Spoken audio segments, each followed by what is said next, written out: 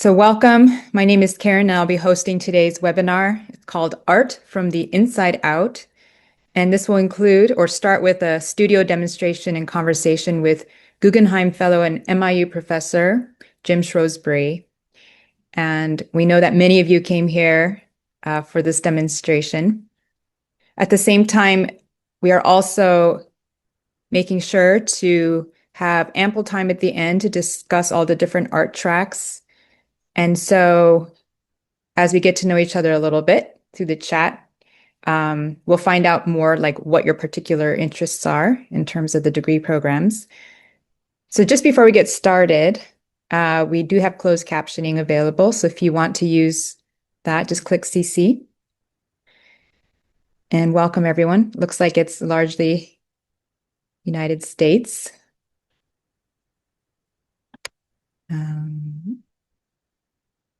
Okay, so first off, we are connecting from Maharishi International University. We're an accredited nonprofit university accredited by the Higher Learning Commission. Okay, so if you've been to our website, this is our homepage, and the tagline is Home of Consciousness-Based Education. So we've been around since the 70s as an institution dedicated to not only higher learning, but full development of human potential. We've always deeply valued meditation, and specifically the Transcendental meditation technique, which has been widely researched, extensively researched, and verified to bring about very clear results that bring about better brain functioning, but also profound state of rest, which can also be very conducive to healing. If you came to our cafeteria, you'd see we are very, very dedicated to nutritious, wholesome food cooked fresh daily. But now what we really want to talk about today is creativity and also all of the art programs that are available so they can really understand the relationship between development of consciousness and the creative process, and specifically how Professor Jim Shrosbree has developed his craft over time. So our speaker is Jim Shrosbree, who received his MFA in ceramics from the University of Montana, and his work has been exhibited widely and is held in the collections of museums such as the Detroit Institute of Arts, the Des Moines Art Center, and the Los Angeles County Museum of Art. And Jim has also been invited as a visiting artist at many universities and art institutions, including Cranbrook Academy of Art, UC Davis, Bard College, and Penn State. His awards include fellowship residencies at, I don't know how to say that one, Yaddo, the McDowell Art Colony, and the Watershed Center for Ceramic Arts, along with grants from the National Endowment for the Arts, the Iowa Arts Council, the Pollock Krasner Foundation, and a fellowship from the John Simon Guggenheim Foundation. So please join me in welcoming Jim Shrosbree. I guess we don't have reactions. There you go, Jim. Hey, hi, folks. We have a video here of a demonstration that Sean Downey, who's also on, you'll see him, and he filmed and edited this. Was a classroom demonstration, which is kind of typical of a teaching situation in ceramics or sculpture, where we're making something and then introducing the students to some aspect of the studio. The video is at warp speed, and I think it's probably the demonstration was about an hour, but it's broken down to about 7 minutes. So you'll see a lot of fast-moving hands and stuff.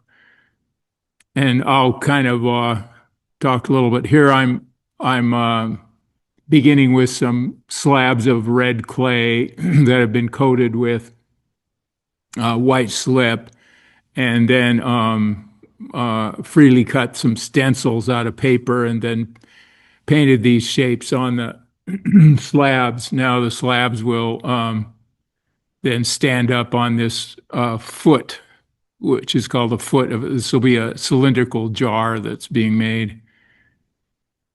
And that little hen scratching that you see going on is that there's a needle tool that's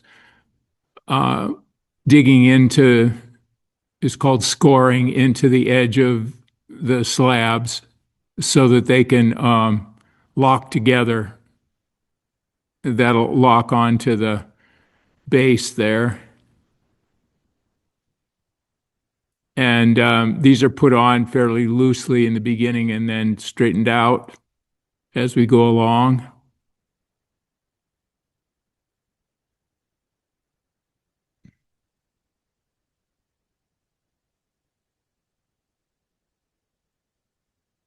So I started this rather than putting up a cylinder and then painting on it. It's very different to do it this way, to paint on the slabs and then stand it up. There's more surprise in what starts to happen with the piece.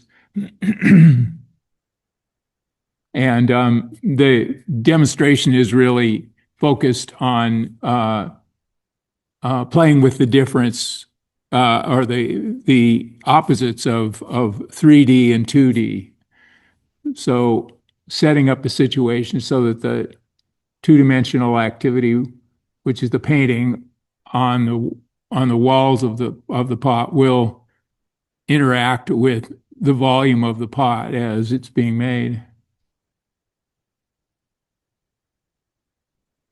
So at every point, I have to kind of score those joints and then put it together to make sure that everything fits together and it will make it through the firing.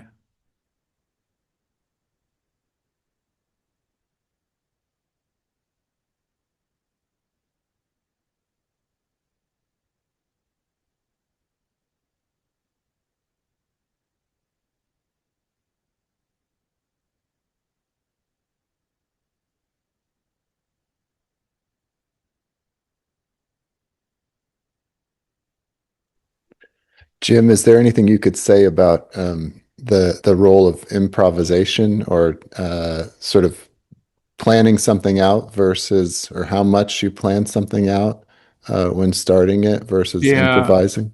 yeah, I just kind of setting up the conditions by making, ahead of time these slabs, and I know that I want to make a foot like that, so it's a hollow foot and stands up on top of that. And I get an idea how many slabs I'm going to need so that they're there and everything. And I think everything comes out of a condition. So you see these different sections of the pot. I anticipated having this collar that goes up around the top there, and then you'll see in a little while making a rim that will fit on the top. So all those parts are kind of anticipated, and then how it goes together is free, sort of. There's some determined factors, and then there's free will if you want to get real philosophical with it. Again, a pair of opposites that we're always dealing with.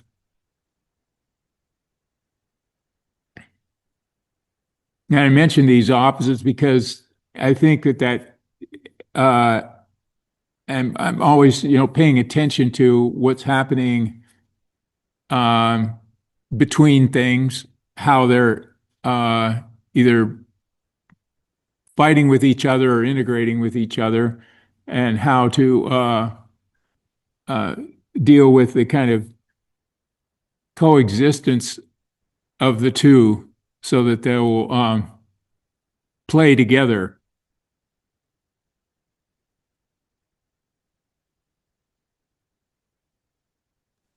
All right. And you use the word improvisation, Sean, and that so there is this improvisational factor where you're just dealing with things in the moment, and you're set up to deal with that, and then the joy of it is just wrestling with that. So this is coming through the Q&A, Jim. So first, there's a comment that it seems like with the coexistence of opposites, you're talking about tension as almost a driver or a part of the process. And that was a reaction from someone. So maybe you could talk about that one. But also, someone wanted to know if there's intention here at all as part of the process. Yeah, the tension, there's tension and intention. The tension is also could be described as a dynamic that's happening between the two. I'm looking for something where the opposites are going to come together.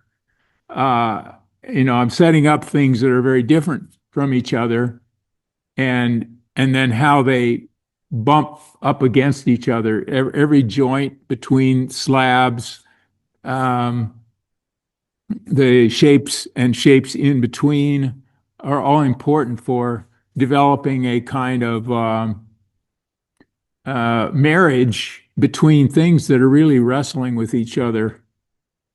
Um, so that is really, if you want to talk about intention, it comes back to setting up those conditions, setting up a structure so that, and then maintaining, coming back to that structure during the process.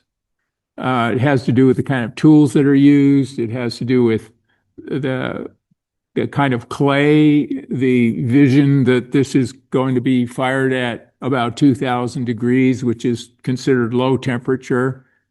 And then what I'm going to be able to do with it after it's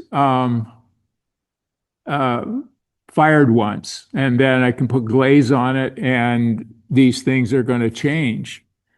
There are a couple of pots that you'll see here in the studio with me that have been pushed further. And also regarding intention, this is the purpose of this demonstration. Its intention is to show students that that there is a difference between laying things out flat and then standing them up and seeing the surprise at that on the shape of a cylinder. That's different than making the cylinder and then getting back from it and painting on it and paying attention to the shapes and shapes in between that you might be putting on there. It engages a different viewpoint.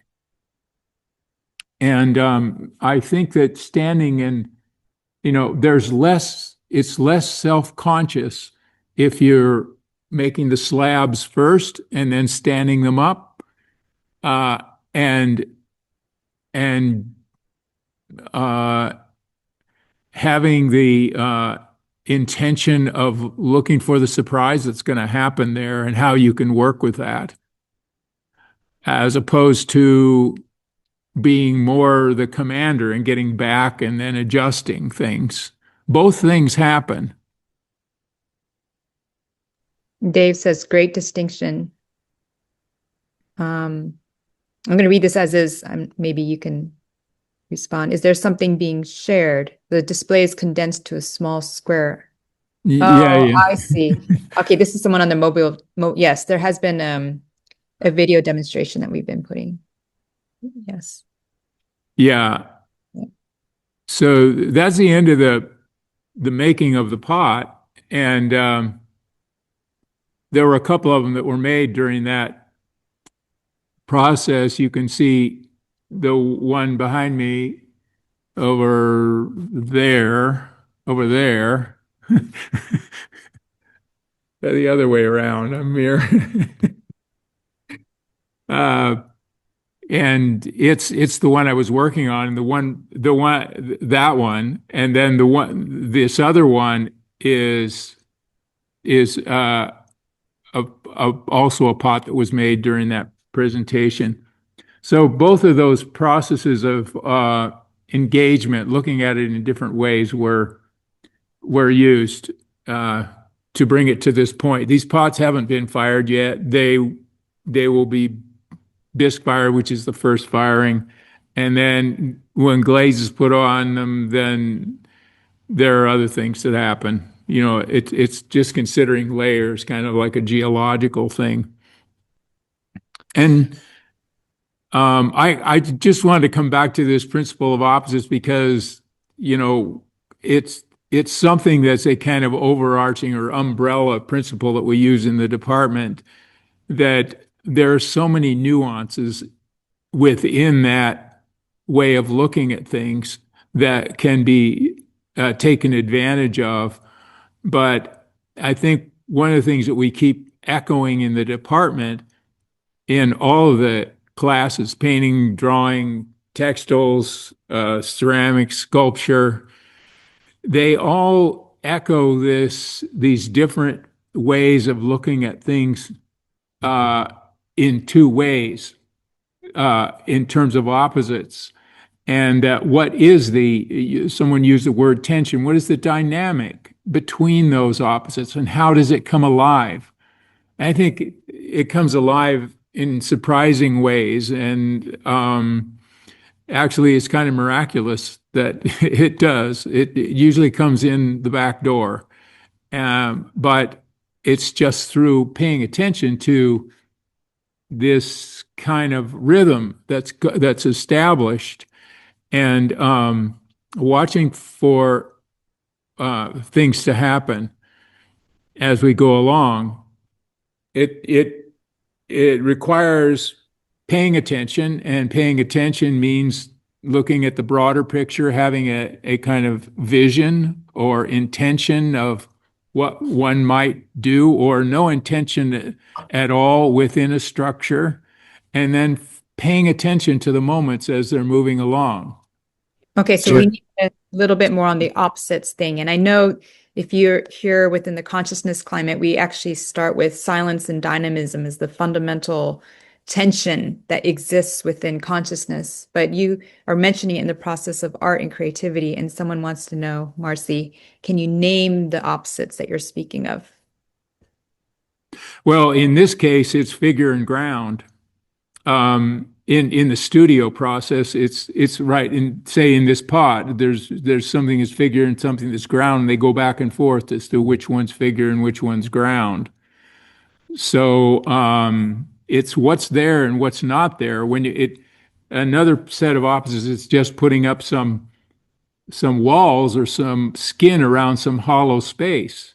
There is absence and presence there, and that totally relates to, in so many traditional ways and stories throughout history, of the interior landscape of a human being with life, and this relationship between the two. There is this great story about a potter moving along, and there's an ancient China working by the side of the road, and a nobleman comes along, and of course, the nobleman has his whole entourage, and he's on a horse and everything, and he gets off and goes over to this humble potter working on the side of the road and asks him, wow, how do you make these forms? They're such grace and rude strength at the same time. How do you do that? And the potter responds that I'm not really interested in forms. I'm not really interested in them. I'm interested in what's in here. And in fact, what I'm interested in is what's left after the pot's broken. So it's an interesting story that contains all of these, the coexistence of these opposites, and that this thing that has been manifested, in a sense, is something that he could do again, probably 1,000 times over. And he's not. It's a story of not being attached and being in the moment. So Marcy's saying, okay, so it's like form and void is another coexistence there. Exactly. There's also you sort of implicitly were describing or you're literally describing the interior and exterior of the vessel, and then that's the positive and negative space of the shapes that are made. And that it mirrors our own interior and exterior states. We have an interior impulse or intention to create something, and then there's the exterior facts of the materiality of the form. And I always think, I wonder if you could talk a little bit more about it's throughout all of our courses in our department and really the ethos of the way that we teach, that we think of the studio process primarily as a kind of externalized what if question. So there's always this kind of curiosity and discovery happening, and that's what's nurturing creativity, is this kind of impulse that's then answered with action. You're kind of asking this what if question and then answering it with action. And it seems like in ceramics, that's such an important factor because there's so many unknowns that you're dealing with in terms of the material and what happens when things go into a kiln, et cetera. Yeah, you're kind of giving things up when you put them into a kiln. You're shaking hands with nature, and you don't know what's going to come back exactly. Uh, but they come back with these marks that, from a place that you'd never go. And I think that kind of example is something that, whether it's painting or drawing or whatever, putting yourself out there and having the confidence, and that's what I think, school is about, is developing, repeating and having things fall apart, having them come together and over, and you get better and better at what you're doing. And at the same time, moving forward with what you're doing and having the confidence to be able to, in that case, as you get better, you have the confidence to not be attached to what you're doing so much. So this, Karen mentioned silence and dynamism, and it's a great big thing that we're all dealing with in life, is that we rest and we act. Everybody rests and everybody acts. Your heart is resting and then it's acting. The heartbeat, whatever it is, you can look at everything. And these sets of opposites are part of our life on a day-to-day basis. That's a principle that's used overall in the university as a principles of consciousness-based education. And that, meditating, you get this deep rest, you refresh, and then come out and act, and the attention is better. So when there's more clarity of and more energy, then the results are more economical.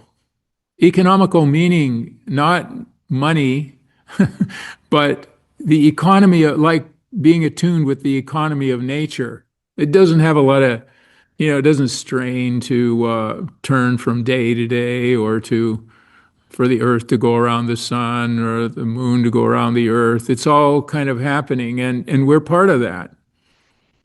So the creative process, as we call it in studio work, is something that's totally connected to that on a very deep level when we're engaged and centered in ourselves and what we're doing. Yeah, I think for me, having taught at other universities, the thing that was so unique in coming to teach here was that focus on seeing what comes out of us as a symptom of our interior consciousness and the sort of state that we're establishing within ourselves. And I found that the sort of practice of meditation and the focus on the attention to consciousness, it goes so hand in hand with the process of art making, and it creates a sort of there can be, there's historically this almost like a myth of the tortured artist, and it kind of bypasses that. It creates a kind of healthy version of creativity and art making, where you can sort of be accessing those levels of consciousness that you need to access in order to get to the kind of creativity that's within you and is unique to you, without necessarily having to do all of the negative things that people might have done to get to Yeah. those places. And it doesn't mean that it turns into patty cakes or something like that either. No. It mean there are always challenges at every level. It just like the your own learning to give yourself challenges and to move ahead so that you to higher levels of operation in your life and in your studio work is part of it. And it's probably worth mentioning that we really do encourage students to establish a regular routine, which is sustainable for their own practice. And so that doesn't involve uh, trying to involve the least amount of dumb work or suffering or whatever that we have to go through just by staying on a regular routine, getting to bed at a decent time, and being able to have endurance rather than burning oneself out. You know. Yeah, I think that's so important what you said also that I heard it was reading an interview with a painter the other day, and he said that painting is the search for a beautiful life. And I you could extend that, I guess, to all art making, but the idea being that the process is connecting you with the sort of richer, deeper, beautiful aspects of life and allowing you to attend to those and perceive those, but that doesn't necessarily mean that you don't engage with challenging subject matter or anything like that. That's not determinative of the subject that comes out of it, but is more a state of being and a state of growth.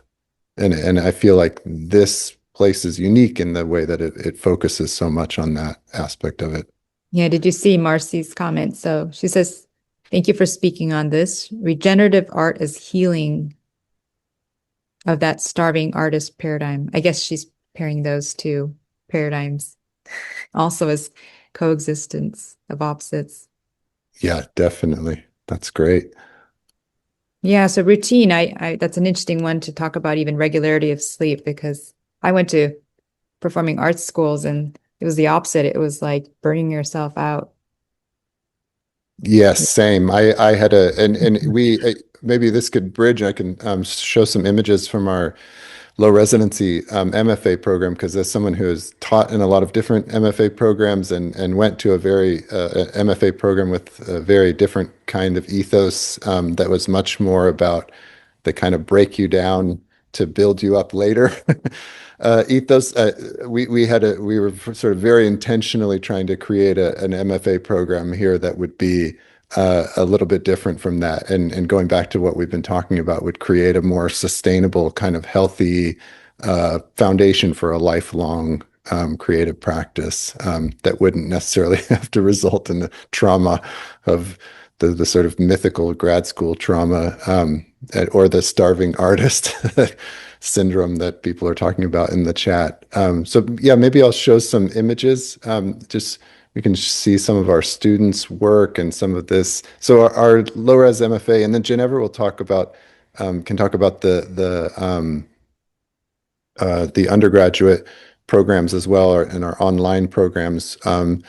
But our low-res MFA is really stems out of a lot of the kind of philosophical principles and processes that Jim was talking about in his demonstration, and it's essentially designed for people who have a bachelor's degree and experience making art to kind of deepen that experience and then connect to a really broad national community and professional artists and develop opportunities to sort of create what would be a sustainable life as an artist, in addition to whatever else you might be doing.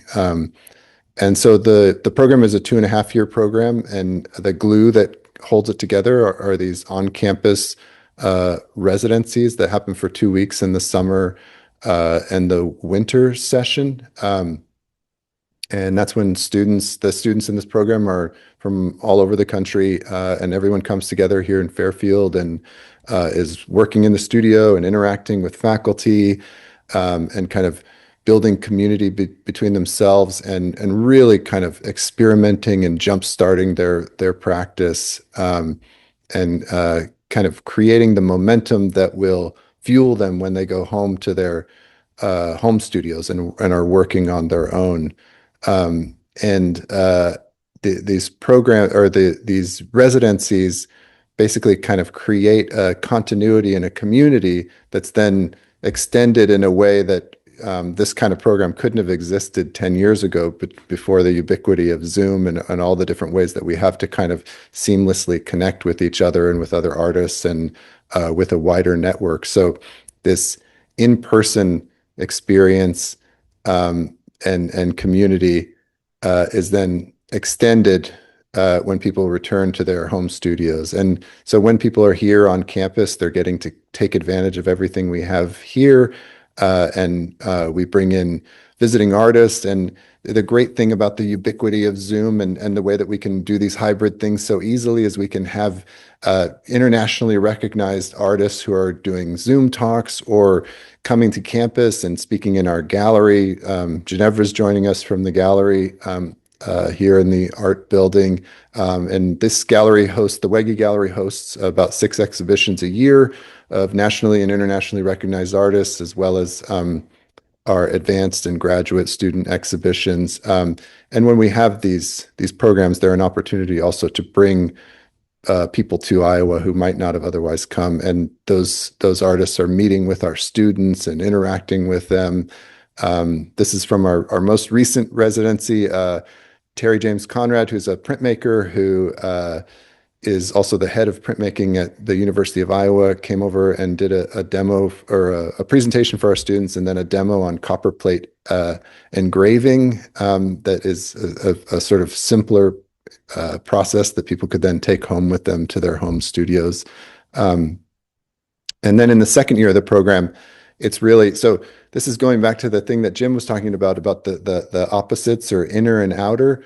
The trajectory of our 2.5-year program is that it really begins with the kind of inner exploration of in your studio and experimentation and really trying to kind of broaden what you're thinking about and what you're doing. And then as you move into the latter half of the program, it becomes about, sort of how does the conversation of your work exist outside of the studio when you move it into the world, and how does it interact with the world, and how are you kind of building a framework with help from artist mentors and faculty here and your peers.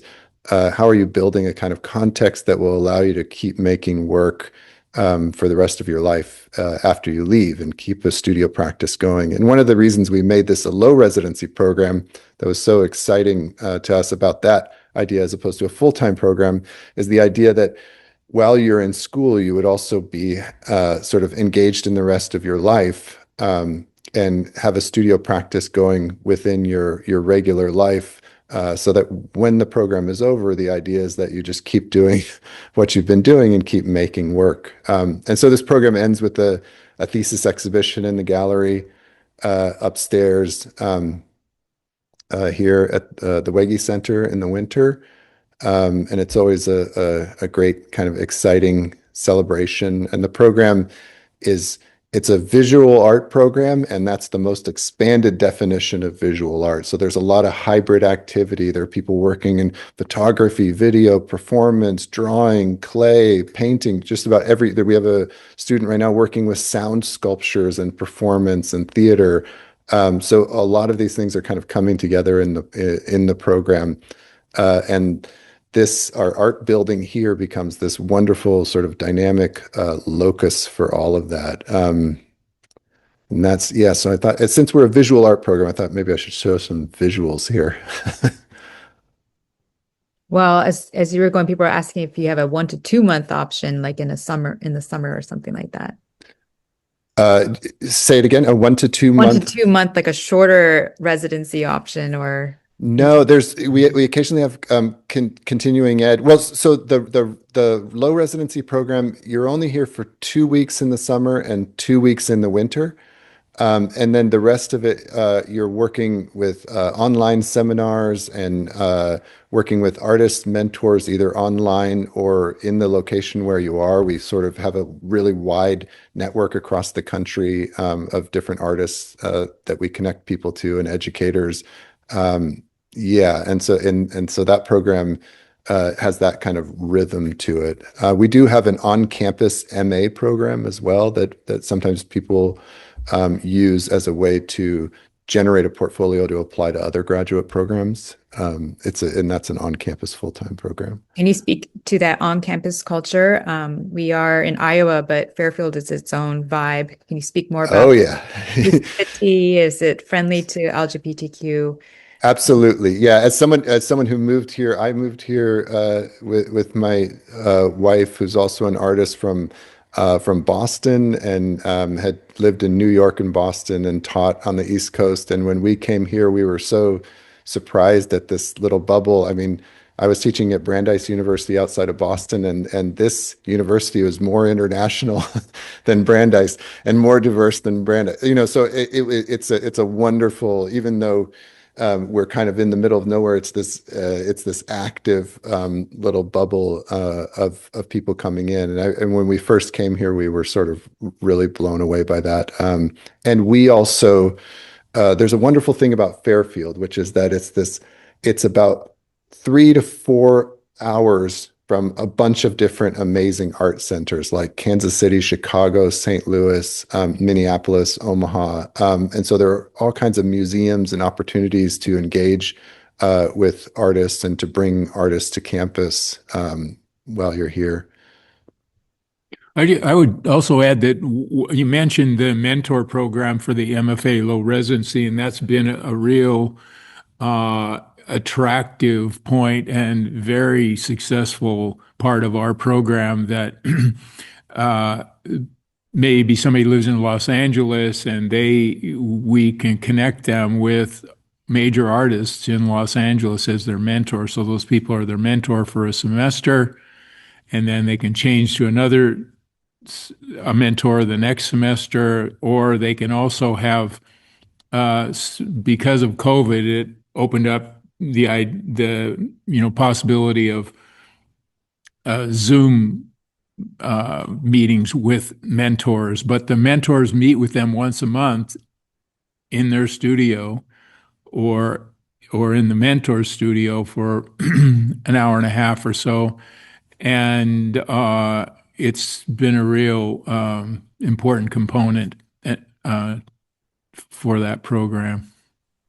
Yeah, and we really see the in all of our programs, we see the kind of external professional success sort of stemming from an internal state and a solid foundation of creative practice. So the opportunities and the connections that one makes in a program like this, they begin in that really wonderful kind of internal state of being in the studio and making your work, and sort of thinking of what you get out of school as being a community of artists. That's your class, your faculty, the professional artists that you're connecting to, and that essentially in a low residency program like this, where everyone is spread out across the country, that means you end up with this sort of full United States sized community Yeah. of artists, people in New York, people in Los Angeles, people in Colorado, people in Florida, people in Virginia. So it's like, and people are kind of making those connections then after the program and staying in touch with each other and having this kind of much wider networked community of other artists who are engaged in the same thing they're engaged in. And something that was sort of implicit in what Jim was talking about that I think is really important to our program is that we're all practicing artists, exhibiting artists, connecting constantly with not only our professional colleagues at other universities and in the art world, but also with our own internal engagement in our studio practice and sort of the making of our own work. So all of these, we're practicing what we're preaching in terms of when we're talking to students, and our teaching really stems out of our own kind of active studio practice and studio engagement. Yeah, let's bring Ginevra in. Hi, Do you everyone. want to? Yeah, Ginevra is in our gallery upstairs. Yeah, this Yeah, is the Weggy Gallery. We've had it how many years now? Like, I don't know. About 5 years. 5 years. Yeah. Yeah. It's a beautiful space. We bring in, I was talking in the chat to some of you. Thank you for all your great questions. We bring in artists from all over the country and internationally as well.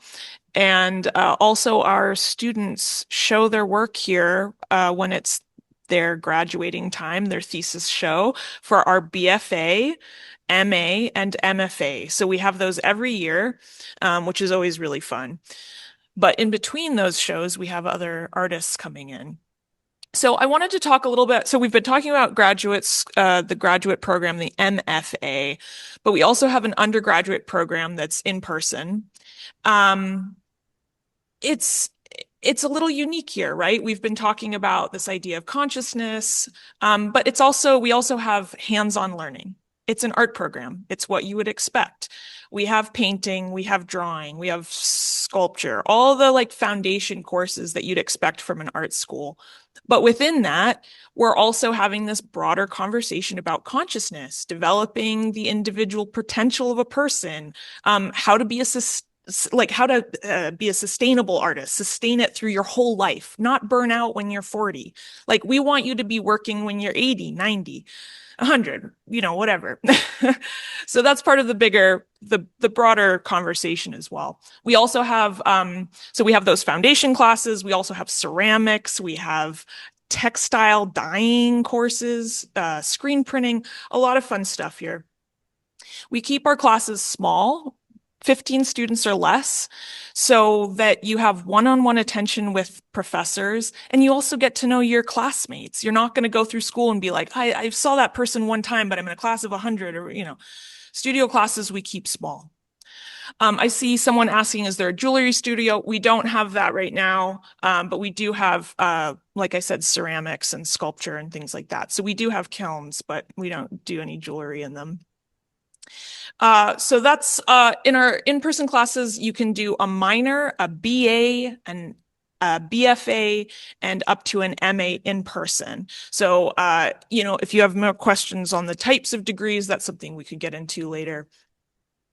But we have the students that have gone through our program have gotten into some of the top graduate schools in the country. So even though it's a small school in the middle of Iowa, our students are really well prepared. We have students who've graduated and gone on to Yale, Cranbrook, SAIC, UC Davis, lots of bigger nationally known graduate schools.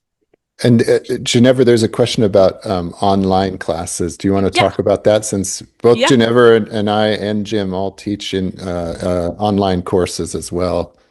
Yeah, and I was just about to say that too. So thanks, Sean. That's exactly what I was going with the NESPICs, because we've started in the last few years an online program, and currently you can get a minor online in art. But we also have an art therapy pre-professional certificate program, which is a mouthful. But basically what that means is it pre-packages a set of credits and classes for you to get into an art therapy program, graduate program. So art therapy really starts usually at the graduate school level. And so in undergraduate, they're looking for you to build out an art degree, art classes, and some psychology classes. So we give you all of that. And then your little capstone with that is that you have a portfolio development class. We help you with your portfolio, and we go through some art therapy textbook at that point as well. So there's a capstone class for it. And that's a certificate program. It doesn't mean you can be a practicing art therapist at that point, but it helps you get into a graduate program where you can then do that. If you have any questions about the undergraduate degree or online classes, or the art therapy program, you're welcome to reach out. I'll put my information in the chat. Go ahead, Karen, sorry. Well, there's an older one, so I wanted to make sure it got into this, but it's about information on becoming a supporting artist or a mentor. Is that part of the training here, so that they can also become mentors in their own location? Well, yeah. So I would say if you're interested, there are a certain number of our students that actually gets into a good kind of broader question, especially about the graduate level programs of the kinds of students that are going through those programs and what they're after out of it. We definitely have people who are doing it to support going into teaching, as well as students who are doing it to support just going into being an artist out there in the world. And generally, if you wanted to teach in the higher ed level, there's usually a terminal degree required. So an MFA is the terminal degree for art practice. And our MFA mentors they're all over the map in terms of, we have people who are teaching in graduate programs elsewhere sometimes who are mentors to our students. We also have professional, nationally, internationally recognized artists who are mentors. And those are chosen in a conversation at each residency with the student about who their mentor will be for that next semester. And then we reach out to people. And those are really chosen based on what you as an artist need at that point in time and what will be the most helpful to you. Sometimes it's really technical stuff. Sometimes it's much more existential things or things about connecting your meditation practice to your studio practice, or connecting with an artist in a specific geographic area, things like that. So that's how we're sort of choosing those mentors. And Sean, there was another question that I might jump in after you on that. Someone said, what classes are there online? So currently, like I said, we have a minor right now, so it's not a full BFA program, but we do have drawing, sculpture, painting. We're going to have figurative painting, sculpture class coming up as well too. We have color theory, and then we'll have a printmaking coming up soon as well. Printmaking too is being added, and then there's is it an art criticism class as well? I'm trying to remember what it's called, or is it art in the self? Yeah, there's art of the self. Art of the self. That's right. We don't currently have a photography in our department. It's more in Amin's department, who is also on the webinar as well. Cinematic arts, and new media, and also if you're interested, Amin would be the person. I saw an earlier question, someone asking about music classes, and there are now music classes being offered at the university, and we're all in the same building, the Cinematic Arts and New Media and the Fine Arts or Art Consciousness and Creativity department, and so we're kind of we're siblings within the same building, and our students cross over quite a lot. So looks like we got a lot of the points covered here. So we can wrap up soon unless you want to keep going, but we have a few practical things to close out with. Do you have final words? I see. Well, you can answer the one in the Q&A, Sean or Ginevra. Okay, you're on it. Great. All right. Yeah, and I guess I would say if you, or maybe Karen was going to get to this, if you have questions about specific programs, if you have questions about the graduate programs, you can always email me, sdowney@miu.edu. And if you have questions about the undergrad and online programs, you can email Ginevra, or you can always find us through art@miu.edu, and that will get to the right person. And those are questions, if you have questions specifically about the content of the curriculum and all that kind of stuff. Hey, thank you, everyone. So I'm going to just show you some practical things about navigating our site here. So this slide is just showing that every single page has a very easy way to get to the application. It's very fast to fill out. So just note that in April, all online undergraduate programs have an entry. And then August, all programs, that's our main entry period, is August 2026. Then wanted to point out that we have a handy way to get an estimate on how much financial aid is available for you, and that more than 90% of the university students receive extensive financial aid. So we just want you to be aware of that. Complete your FAFSA at fafsa.gov and see how much you qualify for. Karen, may I say that the deadline for our MFA low residency program is earlier. When is that, Sean? May? May 27th, I believe it is. And the reason for that is that our MFA program actually starts with a summer residency. So our MFA, we're currently accepting applications for the entry for this summer. So you'd have your first residency in late July this summer. And that we start with a residency just so we can kind of kick things off and get to know everyone and get everyone settled in their studio before they head into their first remote semester. That makes sense. Okay. So you have it slightly earlier than other programs. And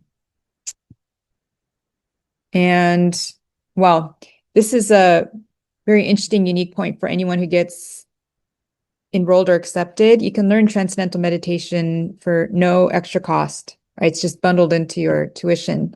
And so if you go to tm.org, you can find a location near you. It's nice to get it started with before you become a student, get a head start on your meditation program. But if you don't manage to learn before, you have like a month or so, maybe 4 to 6 weeks after you enroll to get your TM in. Or if you go to the summer residency and you haven't learned Transcendental meditation, they will fit that into your routine. Okay, so it's a very specific meditation technique, and it needs to be trained one-on-one with a certified teacher. And then this is just a little plug about Fairfield. It is a nice little haven. Feels very peaceful here, and it's very artsy. So, and it's only an hour from Iowa City, like that. So it's very pleasant. There are other ways to continue to be a part of us. I won't say too much here because you're already on our webinar email list. And we have Visitors Day if you want to visit just for a Saturday. We have the next one in April.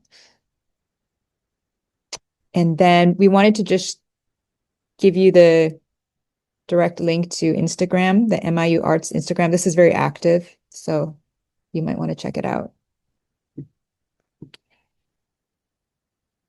And then if you want to know more about our webinars, you can get the QR code. We have many, many topics that we cover. We also have a student panel that we just did recently, so you might want to hear from students. Okay, so let me go back to this one. So that pretty much wraps it up from our side. Anna already started TM, loving it. Very good.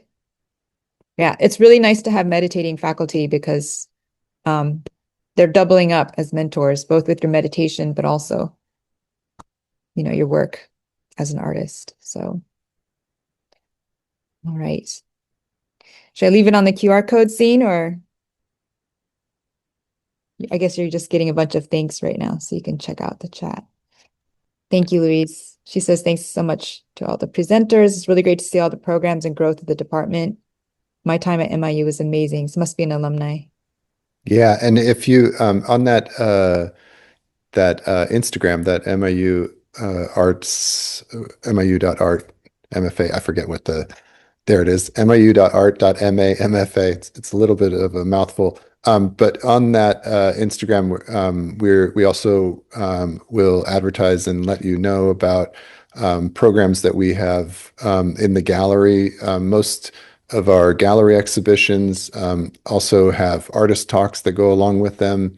And you can also always check those out at weggycenter.org. I believe it's weggycenter.org. Our gallery website, if you want to see exhibitions or recordings of artist talks for artists that have come through. And that's also where we highlight students and alumni and things that they're doing.